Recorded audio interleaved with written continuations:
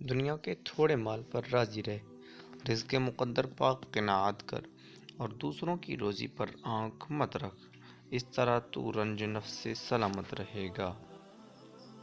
جب بادشاہ کے سامنے کوئی ضرورت پیش کرنے کا موقع ملے تو اس ضرورت کے پورا کروانے کا اصرار نہ کر، نیز اس کے سامنے اپنی غرض اور حاجت اس وقت بیان کر جب وہ خوش ہو۔ جب کسی کے گھر میں داخل ہو تو اپنی آنکھ اور زبان پر قابو رکھ۔ گزری ہوئی کشیدگی کو کبھی تازگی مت بخشو۔ جب زمین پر چلو تو اپنی نگاہیں زمین کی طرف رکھو اور دائیں بائیں مت دیکھو۔ بیکار اور لچے لفنگوں کے ساتھ ہرگز مت بیٹھو۔ نفع و نقصان کی خاطر کبھی اپنی آبرو برباد مت کرو۔ سب سے بڑی دولت صحت ہے اور سب سے بڑی نعمت خوش دلی ہے۔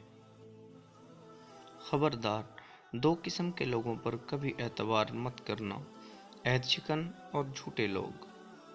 ہر کام میں میانہ روی اختیار کرو اور خاموش رہنے کی عادت ڈالو۔